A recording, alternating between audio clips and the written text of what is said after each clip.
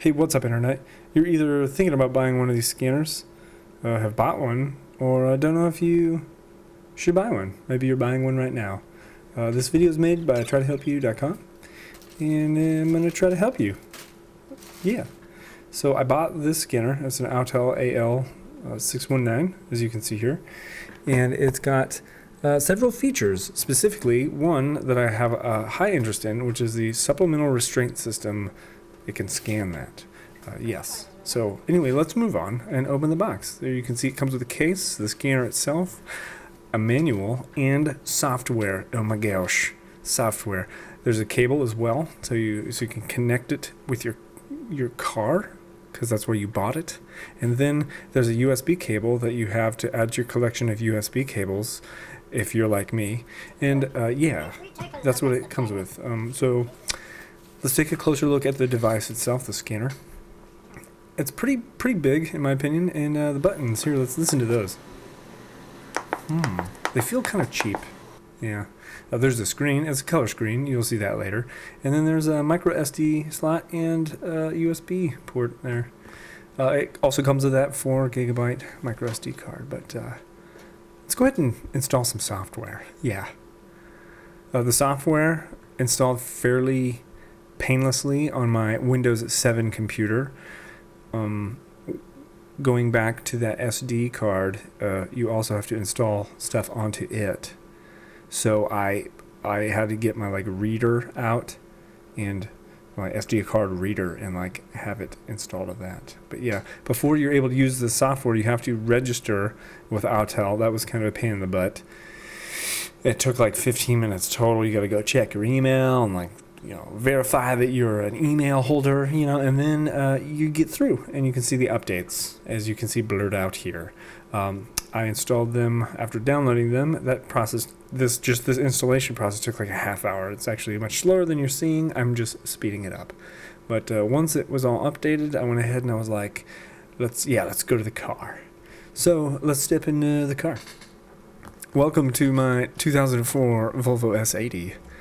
Here I am starting it up and opening the scanner here out of the case, because it's got a sweet case, putting it together, and I'm going to read the manual, and then the manual is going to say, hey, switch your car off. So okay, I did that. But yeah, this is the first time I plugged in the scanner, so you see I plugged it in there and I do what the manual tells me to, which is to switch the ignition to on after it's been plugged in. Once again, I want to read the SRS light. Specifically, my car says SRS service urgent. So I've got a Volvo, I've got an S80. I start typing in all the questions. They're like, oh, what's the year? Here's the year. Long story short, all of that didn't do me any good, so I put in the VIN number manually, as you can see here, and I didn't complete that all the way in front of the video, but in front of the video? Anyway, I got it to start scanning, so it goes ABS, and then the supplemental restraint system there, and it gives me this message. Make sure your ignition switch is on. Okay, yeah, that's the case. And then check the cables between the tester and the... Okay, what? So I did all that. And so I kept trying it over and over, and it was just a fail. The SRS and the ABS for my Volvo, it's a fail. But let's move on to the regular OBDII stuff. I started it, and it took 4 minutes for it to start for me. That might not be the case for everyone. It might always be, but after it initiated, it's got this display here, and that's kind of cool. I've had other readers in the past that are similar to this. It's a thing you hold in your hand and plug in, and this is by far the most advanced I've owned as just a reader, but it's not impressive to a high degree. So you'll notice you have some options here, which is in more detail. You could probably download the manual to figure all that out.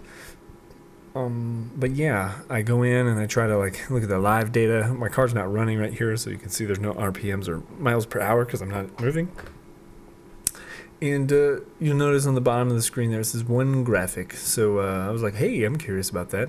Let's press the button to that one graphic thing. So I open it up and you got a graph. And it's just a regular graph. Okay.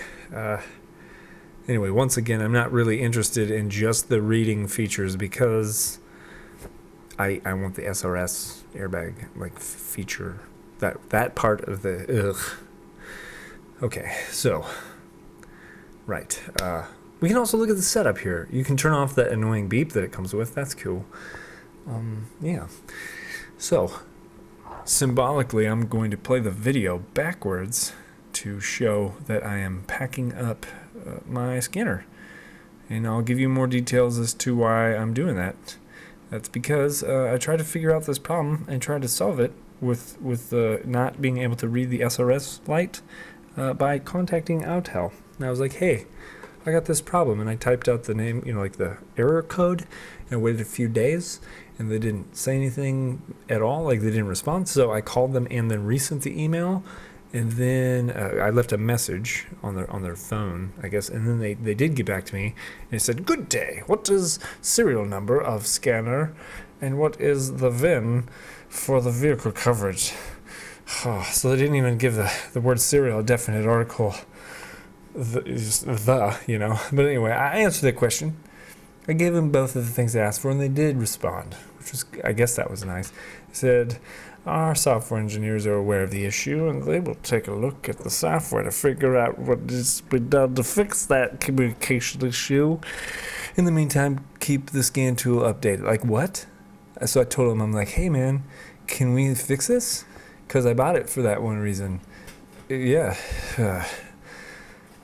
Anyway, they didn't get back to me, and I was, not happy. So I contacted Amazon. I was like, hey, I want a refund. And they're like, okay. And so that was actually a really easy process. I just sent it back, and they gave me my money back plus like a little bit for shipping, which was nice. So yeah, but I did some research, before I bought the thing, and people online are like reviewing it, saying it's working for Volvos.